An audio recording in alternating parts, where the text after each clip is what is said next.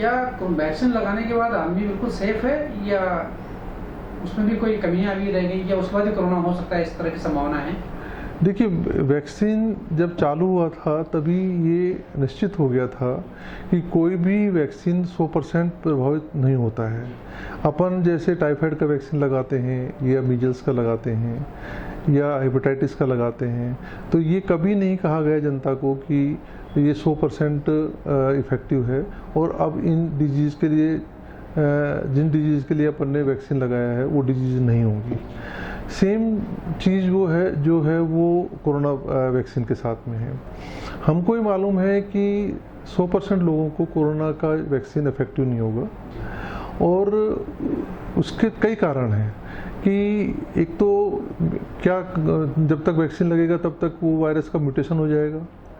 दूसरे, बॉडी की खुद की क्षमता कैसी है, उनके अंदर एंटीबॉडीज़ किस रफ्तार से बन रही हैं, ये इम्पोर्टेंट हो जाता है। दूसरा क्या है कि हर व्यक्ति ये सोच रहा है शायद कि वैक्सीन लगाया और नेक्स्ट डे ही शायद वो मतलब 100% फुल प्रूफ हो गया और उसको अब वायरल डिजीज़ नहीं होगी या कोविड डिजीज़ नहीं होगी। ऐसा नहीं है। हम ये मान के चलते हैं कि जो फर्स्ट डोज लगती है उसके करीब 90 डेज़ के बाद में ही प्रॉपर एंटीबॉडीज बनेंगी। यानी कि सेकंड वैक्सीन जब लग जाएगा उसके बाद भी करीब 1.5-2 महीने बाद अपन ये मान के चलेंगे कि उनके अंदर चांसेस ये कि एंटीबॉडीज बन जाए और उनको इन्फेक्शंस नहीं हो। अब जब ये जहाँ तक ये है कि भाई कोविड वैक्सीन अपन लगा रहे हैं, अब लगाने के बाद में क्या कितने टाइम तक इसका इफेक्ट रहेगा, ये भी इम्पोर्टेंट है। अब कुछ लोग रिसर्च ये आ रही है कि भाई हो सकता है सेकंड डोज के बाद भी 6 महीने बाद में उसकी इम्यूनिटी नहीं रहे, क्योंकि रिसर्च तो अभी हुई नहीं है। वैक्सीन जब से लगने चालू हुए हैं तो 6 महीने हुए ही नहीं है। तो धीरे धीरे ये स्टडी होंगी कि भाई कि जो एंटीबॉडीज बनती हैं वो कितने दिन बाद बन जाती हैं और वो कितने टाइम तक रहती हैं, परसिस्ट करती हैं, वो तो भविष्य बताएगा। और हो सकता है कि यदि मान लो ये लगे कि भाई 6 महीने बाद 12 महीने बाद एंटीबॉडीज वापस से कम हो जाती है उस पर्सन की, तो ये कहेंगे भाई बूस्टर डोज और लगाई जाए, तो एक वैक्सीन हो सकता है बाद में और लगाना पड़े। तो ये कतई पर्सन्स को नहीं सोचना चाहिए कि वैक्सीन 100% प्रभावी है। अपने को सभी वही मेजर्स लेने पड़ेंगे वैक्सीन लगाने के बावजूद भी जो मेजर्स अभी ले रहे हैं। सर, वैक्सीन को लेकर काफ़ी भ्रांतियाँ लोगों के मन में है। कई लोग को डर है कि यार इसका इफेक्ट कैसा होगा, कोई नेगेटिव रिएक्ट भी आ सकता है, ऐसा कुछ है क्या? वैक्सीन कंपलसरी लोगों को लगानी चाहिए? नहीं, वैक्सीन कंपलसरी लगाना चाहिए, इसमें कोई दो राय नहीं है। हर व्यक्ति को लगाना चाहिए। गाइडलाइंस जैसे अब 18 ईयर्स पे भी आ गई हैं। पहले ओल्ड एज के लिए आई थी, फिर 45+ कोमोर्बिड कंडीशंस के लिए आई थी गाइडलाइंस। ICMR और रिसर्च फेलोज जो हैं वो अपने रिसर्च के मुताबिक गाइडलाइंस तय करते हैं और उन गाइडलाइंस को फॉलो करना होता है।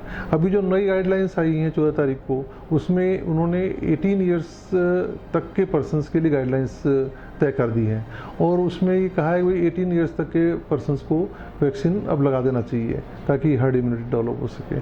तो ऐसा कोई विचार नहीं करना चाहिए कि ये वैक्सीन अच्छा है, ये ख़राब है। काफ़ी पेशेंट्स के फ़ोन आते हैं कि भाई कौन सा लगाएं, ये अच्छा है या ये अच्छा है। जो कम मिल रहा है उसको लोग अच्छा मानते हैं। हर पर्सन की शायद मन में यही रहती है कि जो चीज़ कम मिल रही है वो ज़्यादा अच्छी है। ऐसा नहीं है। दोनों वैक्सीन अच्छे हैं, दोनों ही इफ़ेक्टिव हैं और दोनों ही पूरी तरह से इफ़ेक्टिव नहीं है। ये मान के चलना चाहिए, दिमाग में क्लियर रखना चाहिए। ये कतई नहीं सोचे कि मैंने वैक्सीन लगवा लिया तो मेरे को कोरोना नहीं होगा, ऐसा नहीं है। ये जब तक भ्रांति नहीं निकलेगी तब तक ये रूमर्स फैलती रहेंगी, क्योंकि अब एक भी केस हो जाता है, मतलब 500 डॉक्टर्स ने किसी हॉस्पिटल में लगाया वैक्सीन, उसमें से मान लो कि 50 पर्सन्स को कोरोना इन्फेक्शन हो गया, ठीक है, कितने परसेंट हो गया? 10% हो गया।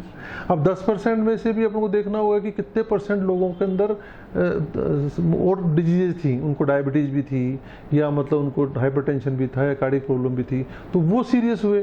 मान लो सपोज करो कि 50 में से 10 मरीज मान लो ज़्यादा सीरियस हो गए, तो कितना परसेंट? 1% हुआ। तो ये पॉसिबल है, इसमें कोई र्यूमर फैलाने की आवश्यकता नहीं है। अपन ये मान के चल रहे हैं कि जो जितने लोगों को नहीं हो रहा है वो अपनी बचत है और उससे ये होगा कि चैन टूट जाएगी। इन्फेक्शन की जो चैन है वो टूट जाएगी।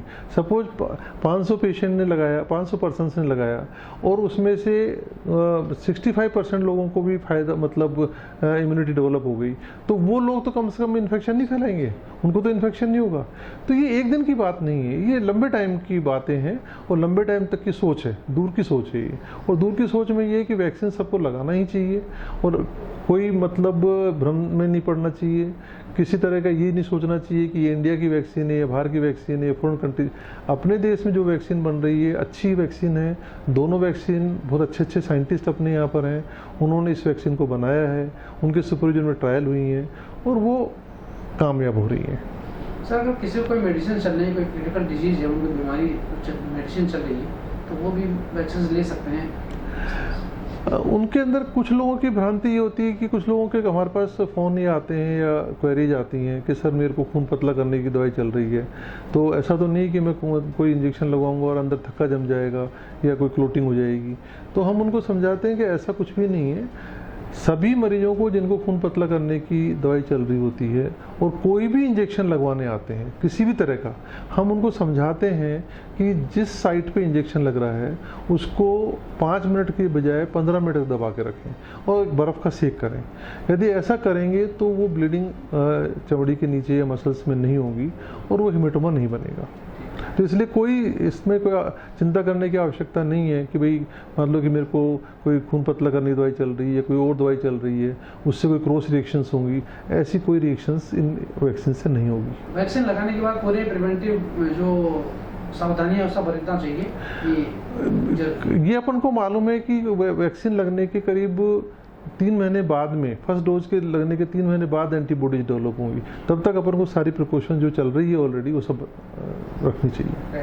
Thank you. Bani park heart and EECP general hospital US, FDA व अमेरिकन हार्ट एसोसिएशन द्वारा अनुमोदित राजस्थान का प्रथम अंतर्राष्ट्रीय मापदंडों के अनुसार हार्ट अटैक के मरीजों का बिना सर्जरी, बिना भर्ती किए EECP द्वारा अत्याधुनिक इलाज।